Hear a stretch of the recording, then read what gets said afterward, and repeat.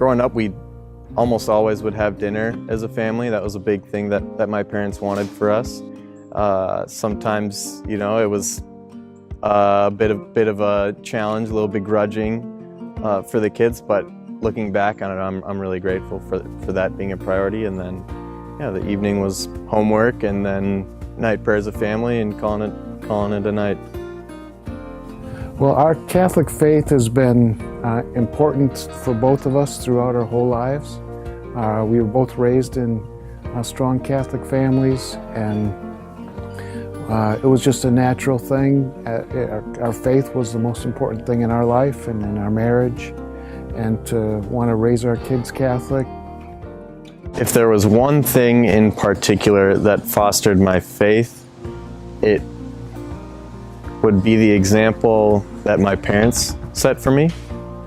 Growing up like any kid, there was always times when I'd have a disagreement with my parents, or you know, didn't always want to go to church on Sundays, but we'd always go.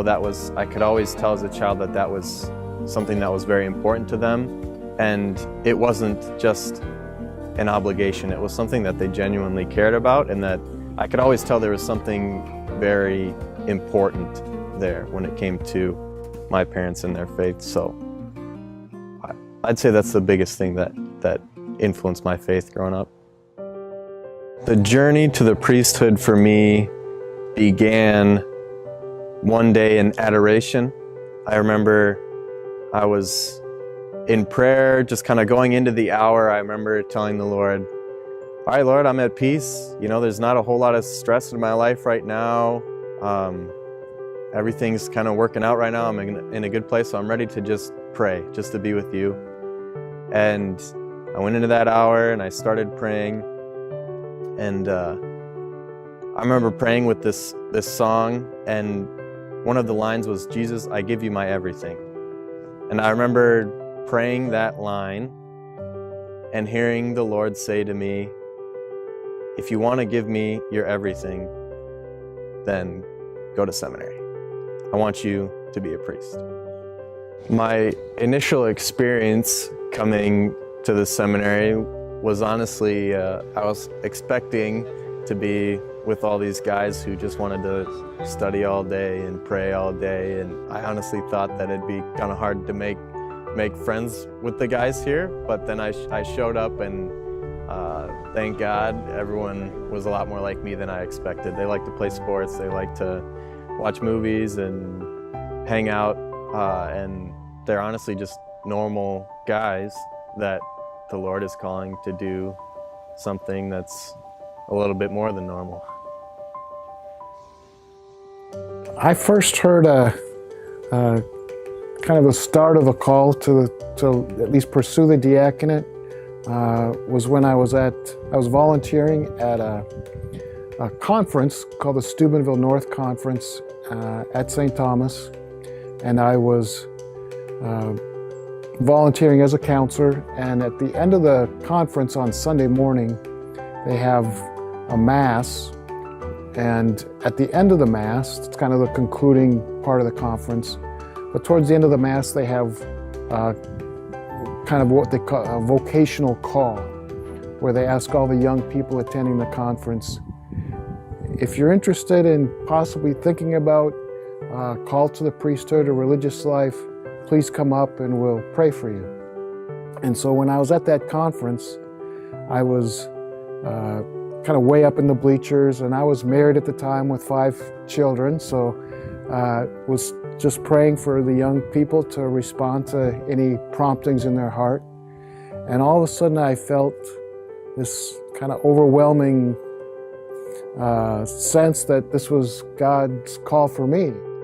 I was first, actually, where I entered seminary, and then it was actually, I believe after my second year at St. John Vianney Seminary, that he entered the Institute for Diaconate Formation, where he began his training to become a deacon.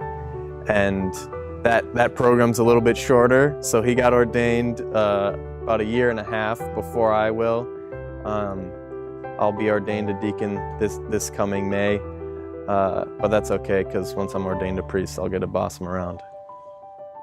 I think my hopes and prayers for him are the same as they are for all of our kids, that he find what it is God's calling him to and embrace that fully. I hope for him to be happy in his life of service and to just live his life fully for God. As our oldest daughter got married, you know, in the years before that, she brought her fiance home for us to get to know, and we love him and are excited to share life with him. And in a similar way, I feel like John, in essence, is bringing home the church and saying this is who he feels called to love and to serve with his life. And we love her and are excited for him. If this is what God's called him to, it's beautiful, and really are excited for him to live that life and serve God and the church. Good to see you. Good to see you.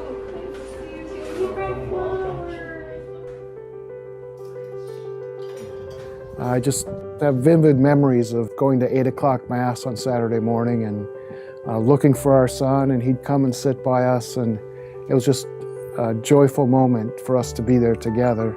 I think there are a lot of people in this archdiocese who have no idea how highly regarded our seminary is.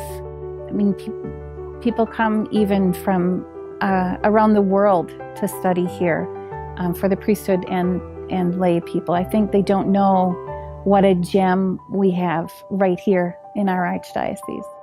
I'd also like to add, really, we're just a normal family. You know, we had struggles when I was growing up. I wasn't always thinking about becoming a priest. You know, there's times when we fought and I was angry at them, and so I just put that out there as, like, you know, don't ever think that your family, because you're not perfect or you don't have this, you know, all-star lineup that everyone sees. Don't think that, you know, the Lord can't do great things with your family, because, you know, our family had our struggles too, and the Lord's been able to work great things through that. So, and I think that's beautiful. So to you all. Thank you.